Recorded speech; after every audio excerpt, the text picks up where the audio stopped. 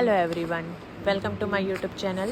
तो पिछले वीडियो में हमने स्वर लोप का नियम ही सीखा था और आज भी सीखेंगे स्वर लोप का कुछ और नियम। तो वीडियो शुरू करने से पहले अगर आपने अभी तक चैनल को सब्सक्राइब नहीं किया है तो सब्सक्राइब कर लें ताकि आगे आने वाले वीडियो का नोटिफिकेशन आपको मिल सके और मैं आगे आप लोगों के लिए ऐसे ही वीडियो बनाते रहूँ। तो चलिए शुरू करते हैं। तो आज के नियम में पहला नंबर और दूसरे नंबर को हम आगे सीखेंगे क्योंकि अभी हम दुगना व्यंजन करना नहीं सीखे हैं। अगर व्यंजन को डबल कर देंगे, अगर उसको दोगुना कर देंगे तो उसमें तर, दर, डर या टर जुड़ जाता है। तो अभी वो हम नहीं सीखे हैं, इसलिए तो आज शुरुआत करते हैं नियम 3 से। तो बिना मात्रा वाले शब्द तीसरे स्थान पर लिखना चाहिए। तो अभी तक ये सीखे हैं, अ या आ का स्वर है तो वो लाइन के ऊपर में बनेगा, ए या ओ का स्वर है तो वो लाइन में बनेगा और ई या ऊ का स्वर है वो लाइन काट के बनेगा। लेकिन अगर किसी शब्द में बिना मात्रा वाला स्वर है तो उसको हम लाइन काट के लिखेंगे। जैसे कि पल आ रहा है तो ये प और ये ल। तो यहाँ पे आंकड़ा भी लगा सकते हैं, लेकिन ये केवल समझाने के लिए है। जैसे पक है तो ये प और ये क। तो इस प्रकार से अगर बिना मात्रा वाले शब्द आएंगे जिसमें कोई स्वर नहीं है तो उसको लाइन काट के लिखेंगे।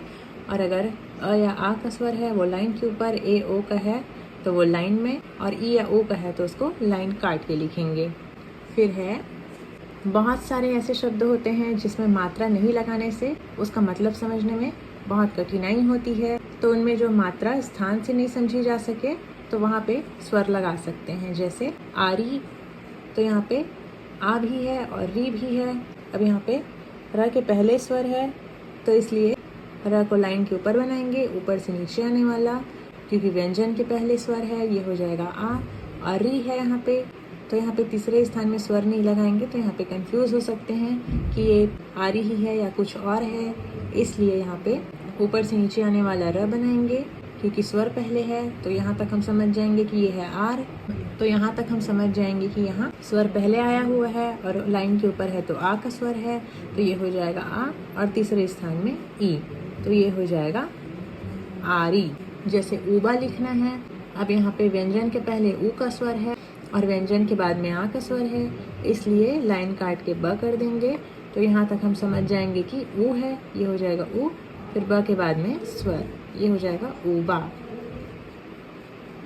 जैसे एवं लिखना है तो यहाँ पे ए का स्वर है पहले, फिर व है, फिर अम का स्वर है, तो ए है इसलिए यहाँ पे व को लाइन में बनाएंगे तो ये हो जाएगा ए या ओ का स्वर इसमें लग जाएगा, इतना समझ जाएंगे तो ये हो जाएगा ए।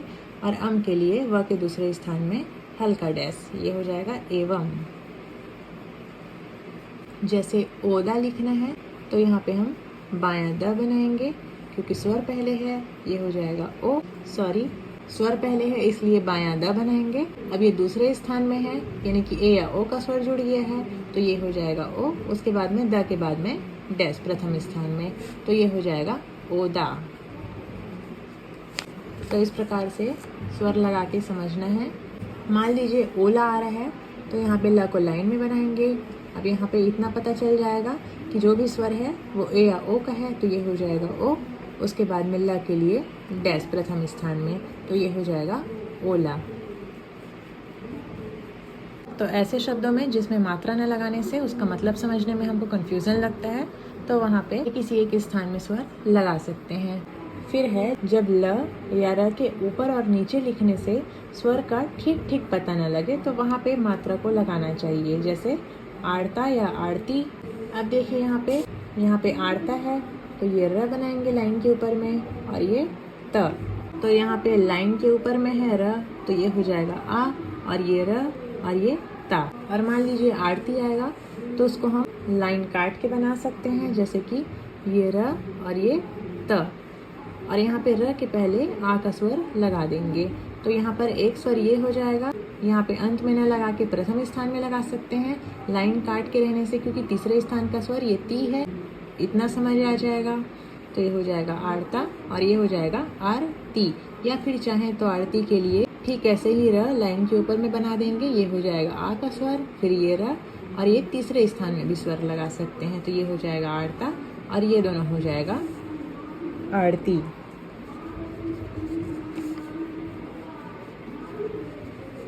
अब मान लीजिए राम या आराम आ रहा है तो यहाँ पे राम लिखना है। तो ये र और ये माँ, ये लाइन के ऊपर रहने से इतना पता चल जाएगा कि यहाँ पे राम आया हुआ है। लेकिन अगर आराम आ गया, यहाँ पे स्वर आ गया और पहले, तो यहाँ पे र और माँ को लाइन के ऊपर में ही बनाएंगे और यहाँ पे र के बाद में प्रथम स्थान में स्वर लगा देंगे। तो इससे क्या हो जाएगा, ये पता चल जाएगा कि लाइन के ऊपर में है, यानी कि एक और स्वर है। ये हो जाएगा आ, रा और ये माँ।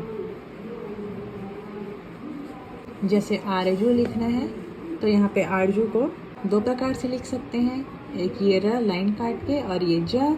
अब यहाँ पे आ के लिए स्वर लगा देंगे और ये लाइन काट के है, यानी कि ई या वो का स्वर इसको पढ़ सकते हैं। तो ये हो जाएगा आ, ये र और ये जू। तो यहाँ पे एक स्वर लगाए हैं पहले, और अगर चाहें तो इसको आप ये र और ये जू ऐसे भी लिख सकते हैं।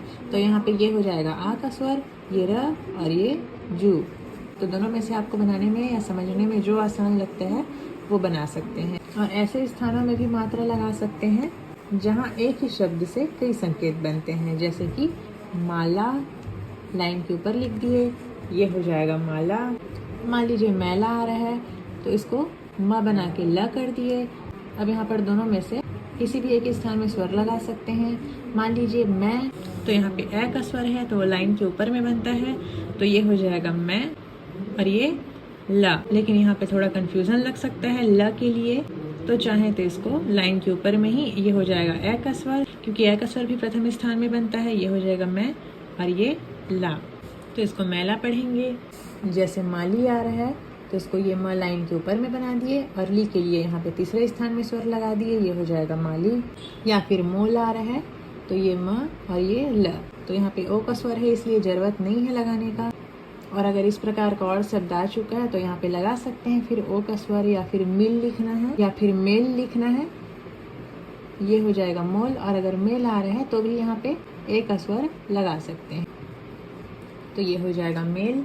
जैसे मेला, तो ये हो जाएगा ए का स्वर और ये ल, तो यहाँ पे ल के बाद में स्वर लगाएंगे, ये हो जाएगा मेला। तो इस प्रकार से जहाँ एक ही शब्द के बहुत सारे मतलब बने तो वहाँ पे ऐसे शब्दों में हम स्वर लगा सकते हैं। वो भी एक आध रहेगा तब नहीं, अगर एक से ज़्यादा कहीं पे वाक्य में आ गया है माला या फिर मेला तो ऐसे स्थान में लगा सकते हैं। या फिर ऐसे शब्द में भी स्वर लगा सकते हैं जहाँ आप डिक्टेशन लिख रहे हो और नया कोई शब्द आ गया अचानक जो कभी लिखे ना हो, तो वहाँ पे हम स्वर लगा सकते हैं। तो वो गलत नहीं होगा, क्योंकि नया अक्षर है तो वहाँ पे अगर हम स्वर नहीं लगाएंगे जो कभी सुने ना हो तो उसमें गलती होने का चांस है, इसलिए वहाँ पे स्वर लगा सकते हैं।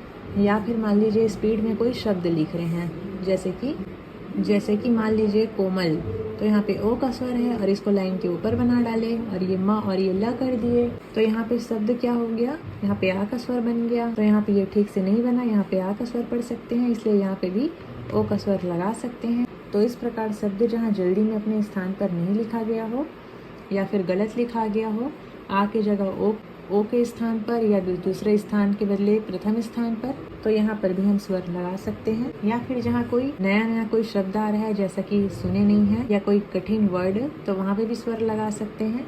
या फिर जहाँ पे कंफ्यूजन लग रहा है, जहाँ पे कुछ समझ नहीं आ रहा है, वहाँ पे भी स्वर लगा सकते हैं। लेकिन कोशिश कीजिएगा कि स्वर लोपक बिना स्वर के आप शब्द बनाना सीखें, क्योंकि आगे स्पीड के लिए ये स्वर का हटना जरूरी है, तभी हम अच्छे से धीरे धीरे अपना स्पीड बना पाएंगे।